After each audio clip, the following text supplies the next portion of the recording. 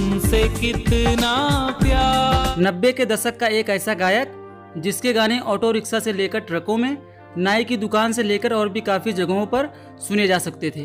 घर से निकलना होता और तुम तो ठहरे परदेसी गाना न सुनाई दे तो कुछ अधूरा सा लगता था। तुम तो ठहरे पर कुमार सानू, उदित नारायण और सोनू निगम जैसे दिग्गज लोग बॉलीवुड पर राज कर रहे थे और इन्हीं लोगों के बीच में इस सिंगर ने एक अलग पहचान बनाई। अब तो आप इस गायक को पहचान गए होंगे। जी हाँ, हम बात कर रहे हैं अल्ताफ रजा की। हम वो दीवाने हैं जो ताज़ा। ये वही सिंगर थे जिन्होंने अपने एक गाने में जनवरी से लेकर दिसंबर तक हर आशिक की हालात को बयां किया था, जो अभी तक किसी और सिंगर ने नहीं किया है। अल्ताफ रजा 90 के दशक के एक ऐसे कव्वाली सिंगर थे कि प्यार में चोट खाए हर आशिक को इनके गाने सुनते या गुनगुनाते हुए देखा जा सकता था। उस टाइम अल्ताफ रजा के गाने टूटे हुए दिलों के लिए मरहम का काम करते थे। इनके गाने खास करके 10 से 15 मिनट के हुआ करते थे और लोग इनके गाने बिना बढ़ाए पूरे ध्यान से रिपीटेड मोड पर सुनते थे। इनके गाने में एक खास बात होती थी और वो थी इनके गाने की हर एक कड़ी में शायरी का होना। एक बेवफा के जख्मों पर। अल्ताफ रजा ने फिल्मों के लिए बहुत ही कम गाने गाए। बॉलीवुड में इनके जो इक्के दुक्के गाने आए वो मिथुन दा की फिल्मों में होते थे। बॉलीवुड में इनके जितने भी गाने आए वो सुपरहिट हुए, लेकिन फिर भी इन्हें बॉलीवुड में ज्यादा गाने का मौका नहीं मिला और ये बात थोड़ा हैरान करती है। हमारे एक सब्सक्राइबर ने कहा था कि अल्ताफ रजा के ऊपर एक वीडियो बनाओ, तो हमने सोचा आज की पीढ़ी को इनके बारे में जानना काफी जरूरी है। पहले तो कभी कभी गम था। अल्ताफ रजा 13 अक्टूबर 1967 को महाराष्ट्र के नागपुर में पैदा हुए थे। वैसे तो इनका पूरा नाम अल्ताफ इब्राहिम उल्लाह था, लेकिन ये सिंगिंग में अल्ताफ रजा के नाम से मशहूर हुए। इनकी शुरुआती पढ़ाई नागपुर से हुई, बाद में ये अपने माता पिता के साथ मुंबई चले आए। इनके घर में संगीत का माहौल था और इनके माता पिता दोनों ही कव्वाली सिंगर थे। बचपन में रफ़ी साहब, गुलाम अली और किशोर दा इनके इंस्पिरेशन थे और इनके ही गाने सुनकर इनके मन में भी संगीत का बीज पनपा। बचपन में प्लेबैक सिंगिंग का सपना लेकर इन्होंने 15 साल की उम्र में ही गाना शुरू कर दिया। 20 साल की उम्र में इन्हें अपने पिताजी के साथ पहली बार मंच पर आने का मौका मिला और इनके आवाज़ की बहुत तारीफ हुई। उसके बाद से ही इन्होंने मंच पर गाना शुरू कर दिया।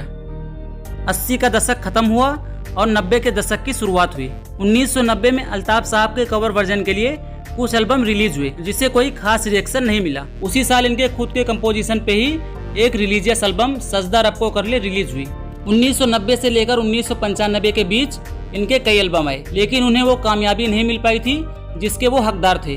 फिर कुछ ऐसा हुआ कि जिसने अल्ताफ रजा की किस्मत को बदल कर रख दिया। वीनस कंपनी से रिलीज हुआ इनका एल्बम तुम तो ठहरे परदेसी ने तहलका मचा दिया। आपको बता दें कि उस टाइम इस एल्बम की 40 लाख कॉपियां बिकी थी, जिसके लिए इसका नाम Guinness book of world record में भी दर्ज किया गया था।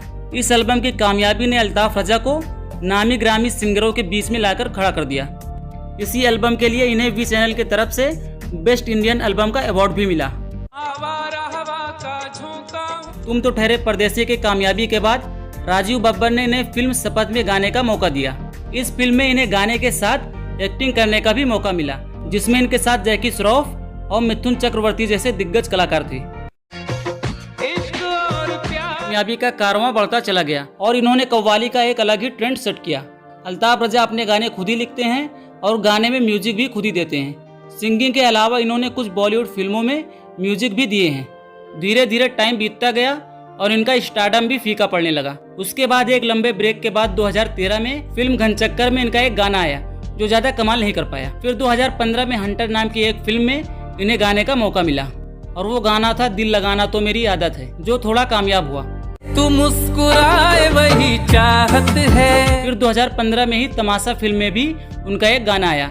उसके बाद अल्ताफ रजा ने मेरे रस के कमर नाम के गाने का रीमेक भी किया। लेकिन रजा का एक अलग ही फैन बेस है और इनके कल्ट फॉलोअर्स भी काफी हैं। हम आज भी इनके गाने सुनते हैं तो एक अलग ही तरह का एक्सपीरियंस होता है। भले ही लोग आज इन्हें भूल चुके हों, लेकिन इनके गाने हमेशा ही याद रखे जाएंगे। तो दोस्तों, अगली वीडियो में हम सिंगर जुबिन नौटियाल के बारे में बात करेंगे और उनके गानों के बारे में भी काफी कुछ जानेंगे।